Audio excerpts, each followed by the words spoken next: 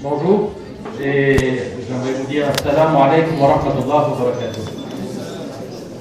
C'est ce que se disent tous les matins les Palestiniens et tous les Arabes du monde, tous les matins.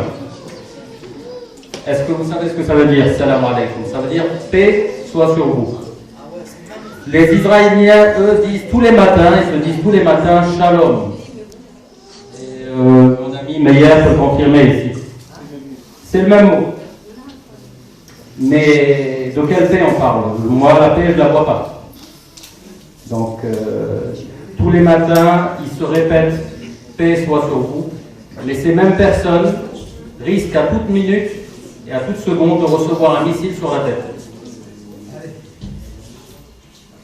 Donc là, il faut rappeler que nous en sommes quand même à plus de 1700 morts et plus de 8200 blessés et mutilés. Ces mêmes personnes qui se disent paix sur vous tous les matins.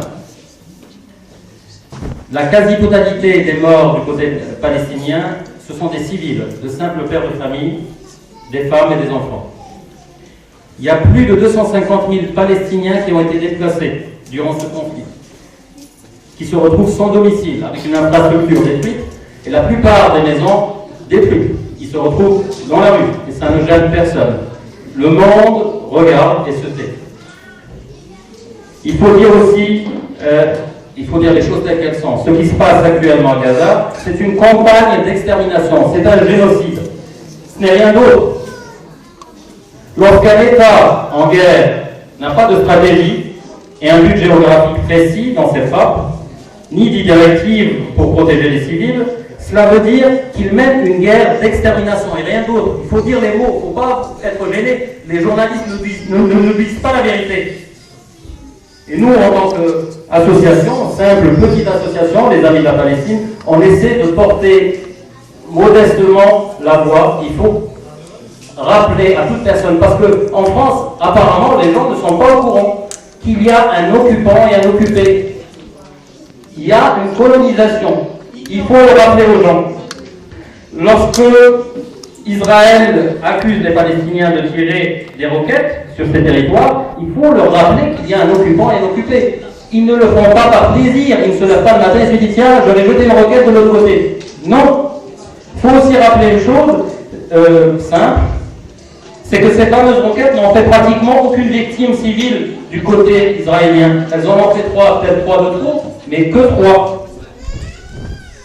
Rappelons que de l'autre côté, il y a 1700 morts. Donc où est là-dedans? Montrez-moi qui est l'agresseur. Qui est le terroriste? Nous avons d'un côté, y a-t-il pas une disproportion dans ce conflit? Nous avons 3 d'un côté et des milliers de morts et de blessés de l'autre côté. Qui sont les terroristes? Donc dernière chose, je vous laisse la réponse parce qu'elle est claire, mais malheureusement on n'entend pas dans les médias. S'il vous plaît, on va essayer Voilà. s'il vous plaît. Voilà, c'est gentil. La dernière chose, c'est que je vous rappelle simplement que lorsqu'on nous parle d'extrémisme, c'est Israël qui fait et crée le terrorisme et l'extrémisme. Parce que lorsqu'on est opprimé, on finit par être extrémiste, malheureusement. La France est complice par son silence. Et ça, il faut le rappeler aussi. Et son parti pris. Et il faut rappeler aussi qu'elle importe le conflit chez nous. Donc, honte à Hollande. C'est le président des droits de l'homme, du pays des droits de l'homme. Honte à Hollande, malheureusement. Je suis français, je suis algérien, je suis arabe, je représente une association palestinienne, mais j'ai honte de notre président. Voilà. Merci. Merci beaucoup. Donc, comme je dis, donc n'hésitez pas.